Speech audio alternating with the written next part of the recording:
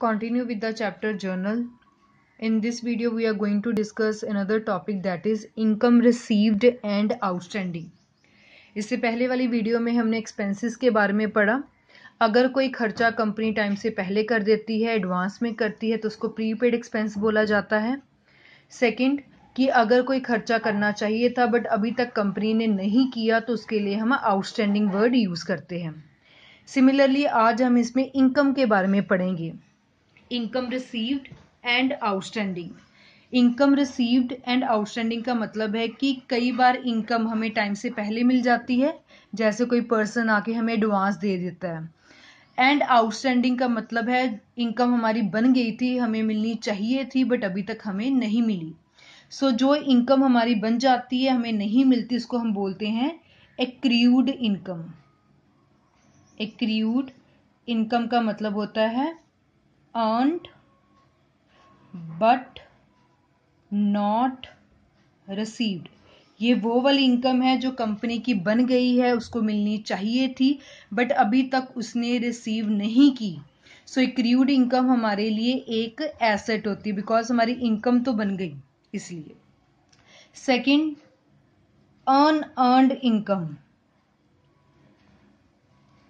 या इसको बोल सकते हैं income received in advance। Unearned income, income received in advance का मतलब होता है कि अभी तक वो पैसे हमने अर्न नहीं किए, अभी हमने उसको कमाया नहीं है। कोई पर्सन आया और हमें आकर एडवांस में ही पैसे दे गया। जैसे हम सिंपल एग्जांपल लें, हमने अगर रेलवे की सर्विस लेनी है तो पहले हमें ट्रेन की टिकट बुक करवानी पड़ती है, ठीक है। अभी हमने ट्रेन में बैठ के सफ़र नहीं किया, उसकी टिकट हमने पहले ही बुक करवा ली है। सो अगर रेलवे के पॉइंट ऑफ व्यू से देखें तो वो अनअर्न्ड इनकम है, क्योंकि उसके बदले में उन्होंने भी हमें सर्विस दी नहीं है, देनी है, बट उन्होंने पहले ही हमसे पैसा रिसीव कर लिया है। So income received in advance कह लो या अनअर्न्ड इनकम कह लो। ये एक कंपनी के लिए लाइबिलिटी होती है, क्योंकि इन केस अगर वो फ्यूचर में आपको सर्विस दे ही नहीं पाए तो पैसे रिफंड हो जाएंगे, ठीक है। सो इन ट्रांजेक्शन्स को करने से पहले आपको ये दो टर्म्स जो है क्लियर होनी चाहिए। अनअर्न्ड इनकम कि पैसा आपने नहीं कमाया बट आपको एडवांस में ही मिल गया है। एक्रीव्ड इनकम, अर्नड कमा लिया है बट अभी तक मिला नहीं है, that is asset for the company. So let us start with question number 17. Journalize the following transactions. The very first is commission of current year received 22,000. So इसी साल का कमीशन था जो आपको मिल गया, अब आपको मिल रहा है, आपकी इनकम हो गई है, अब कैश हमें मिल रहा है। Debit word comes in, cash आ रहा है, सो डेबिट में लिख देंगे कैश अकाउंट डेबिट। अब ये कैश क्यों मिल रहा है? Because of commission.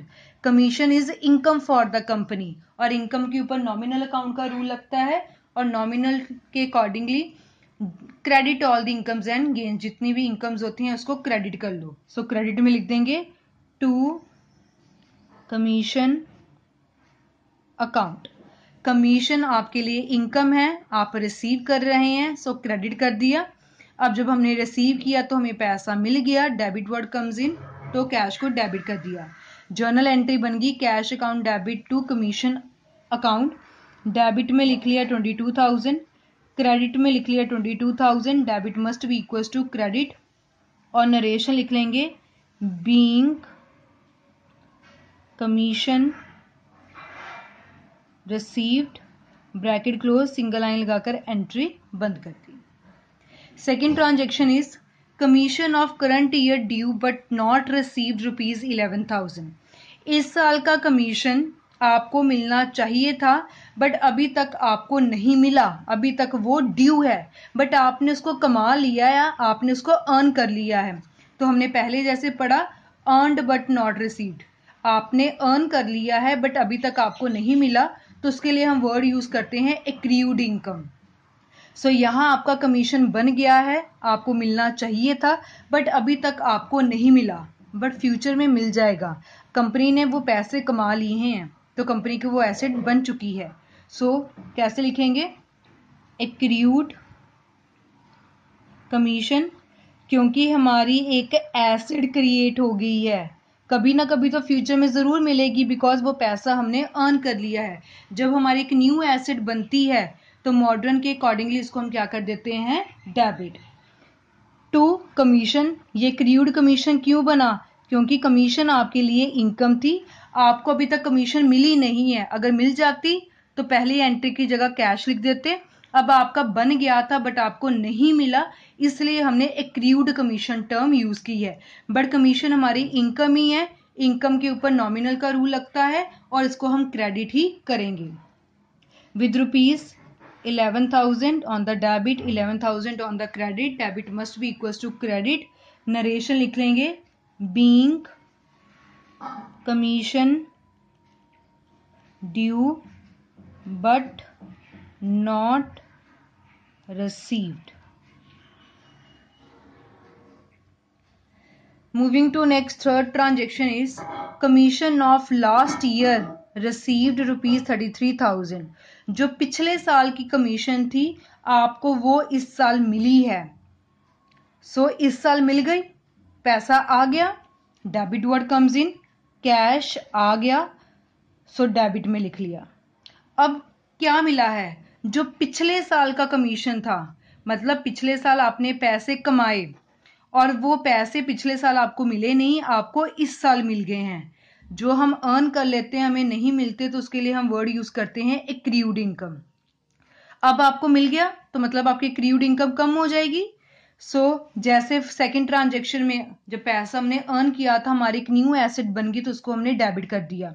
अब इसी एसेट के बदले में इस साल हमें पैसे मिल गए तो हमारी एसेट कम हो जाएगी, बिकॉज वो कैश में कन्वर्ट हो जाएगा। पिछले साल का पैसा मिला है, पिछले साल के कमीशन को हमने एक्रूड कमीशन कहा था। अब वो एसेट कम हो जाएगी, जब एसेट कम होती है तो मॉडर्न रूल के अकॉर्डिंगली इसको हम क्या कर देते हैं? क्रेडिट कर देते हैं टू एक्रूड कमीशन अकाउंट। दोबारा देख लो, commission of last year received, जो पिछले साल आपने कमीशन कमाई थी वो आपको इस साल मिल गई। जो पिछले साल कमीशन थी जब हमें नहीं मिली तो उसको हमने बोल दिया एक्रूड कमीशन। अब हमें इस साल मिल गई है तो एक्रूड कमीशन के नीचे जो वैल्यूज है वो कम हो जाएगी, अमाउंट कम हो जाएगी। जब एसेट कम होती है तो उसको क्रेडिट कर देते हैं। इस साल आपको वो मिल गई है तो हमने डेबिट कर दिया। एंट्री बन गई cash account debit to accrued commission with rupees 33,000 on the debit, 33,000 on the credit. Narration लिख लेंगे being commission of last year received, single line लगाकर एंट्री बंद। Fourth transaction is commission of next year received, अगले साल की commission आपको मिल गई, पैसे मिल गए, debit word comes in, cash तो आ गया क्योंकि मिल तो गया है। अब ये आपको कौन सा कमीशन मिला है? अगले साल का, मतलब इस साल की तो नहीं इनकम थी। कोई पर्सन आया होगा आपको नेक्स्ट ईयर का जो कमीशन है वो दे गया, मतलब आपका वो वाला कमीशन जो आपको एडवांस में मिल गया है। अभी आपका बनता नहीं था बट आपको कोई आकर एडवांस में ही दे गया है। हमारी एक लाइबिलिटी बन जाती है क्योंकि वो पैसा अभी तक हमने अर्न नहीं किया। जब कोई लाइबिलिटी बनती है तो उसका क्रेडिट बैलेंस होता है। इसको आप लिख सकते हैं cash account debit to commission received in advance account या unearned commission, वो भी बिल्कुल ठीक है। नरेशन लिख लेंगे being commission received in advance, bracket close, single line लगाकर एंट्री बंद। Amount is 35,000 on the debit, 35 on the credit, debit must be equal to credit. Question में 4 ट्रांजेक्शन थी, हमने सभी लिख ली। लास्ट में हम जर्नल का टोटल करते हैं, 22,000 plus 11,000 plus 33,000 plus 35,000, it comes to be 1,01,000। Similarly, on the credit, 22,000 plus 11,000 plus 33,000 plus 35,000, 1,01,000. Debit must be equals to credit. So this was about question number 17, जिसमें हमने इनकम रिसीव्ड एंड आउटस्टैंडिंग की बात की. सो ये terms आपको पता होनी चाहिए. अगर आपने इनकम अर्न कर ली है, नहीं मिली, तो एक्रूड इनकम, और अगर आपको कोई एडवांस दिया गया है इनकम, तो इनकम रिसीव्ड इन एडवांस या अर्नड इनकम भी बोला जा सकता है.